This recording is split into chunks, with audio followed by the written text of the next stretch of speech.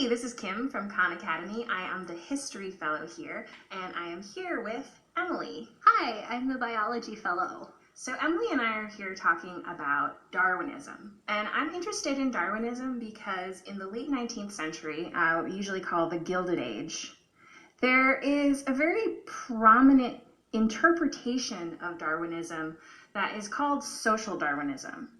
And social Darwinism wasn't so much an actual form of biology as it was kind of a misinterpretation of how natural selection and the theory of evolution worked that was used to justify or explain a lot of the social inequalities of this time period.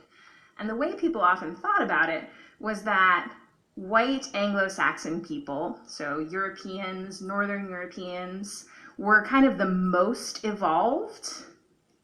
And this is our timeline of evolution from least evolved to most evolved.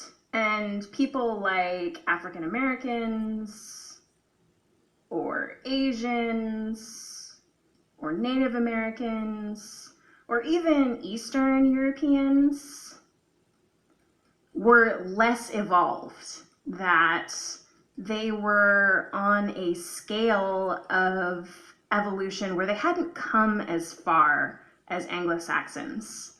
So, Emily, you're a biologist, and I would love to get your take on how it is that natural selection actually works and how this doesn't quite describe what was really going on.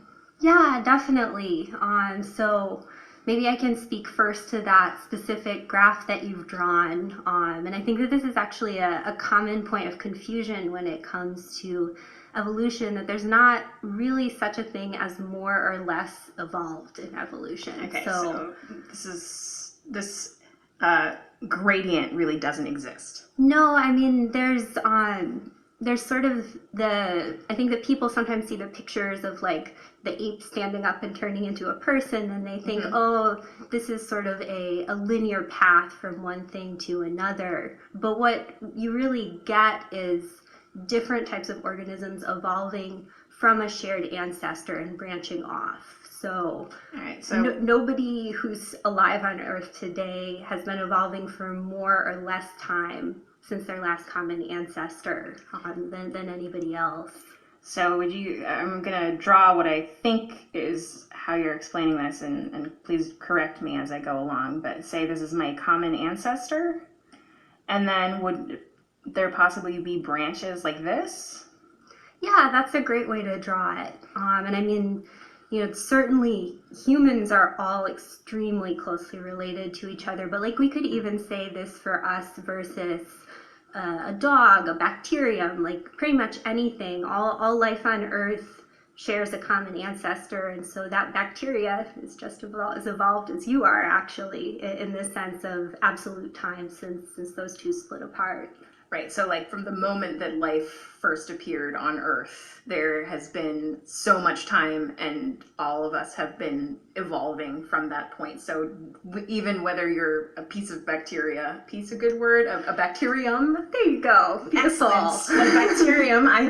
I took biology once.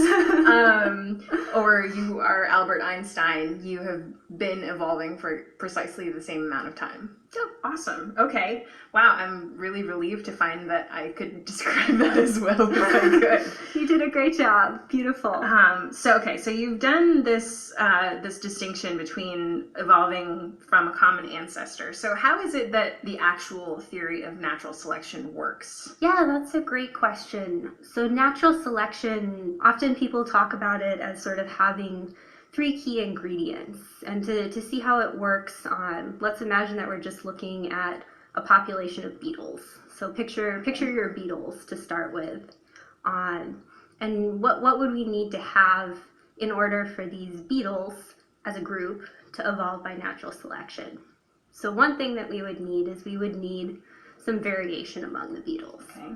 So if you have identical beetles, you're not going to have any that are better at surviving or reproducing than any others, which is kind of a key ingredient for what we're going to talk about. Okay. So I've got two different beetles here. They're slightly different from each other. Awesome. And you've made them different colors, which is perfect. So we have variation, and the next ingredient that we're going to need, so we're going to need that variation to be heritable. So we're going to say that those beetles, one of them is green and one of them is blue, and that's because of something in their DNA. So they have differences in their DNA that create the variation in colors. Okay. So, oh, right. So when you say heritable, you mean that this is something that their descendants could inherit? Exactly. That is exactly it.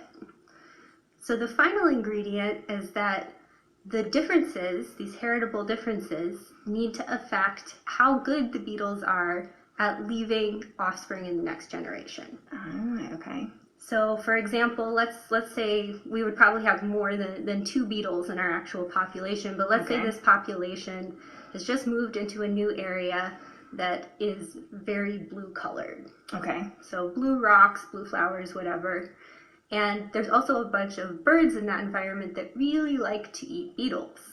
And I'm guessing that if they have blue beetles and green beetles, that one of those is going to show up a lot better against the blue environment than the other.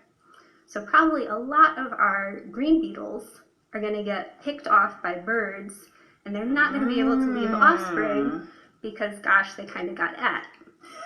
So when you look at the next generation of beetles, if we know that the colors get passed on, we're going to probably see a bigger group of that, a bigger proportion of that group being made up of blue beetles and less being made up of green. And that is an example of natural selection in action, where you can see that organisms that survive and specifically reproduce better in a certain environment are going to increase in frequency in a population. So you're going to get more and more of these blue guys, less and less of the green guys. Is there a word you would use to describe this this adaptation? Is that the natural selection part from variation and heritable? Like the natural selection is just like a good situation. Yeah, I mean, natural selection is really the differential survival and reproduction. Okay. And as you mentioned a great word there, which is adaptation. So adaptation is the word that biologists often give to the process of a population getting better and better suited to its environment. So you would say that the population was adapting to being in a blue space. As it gradually started to have more and more blue beetles across generations.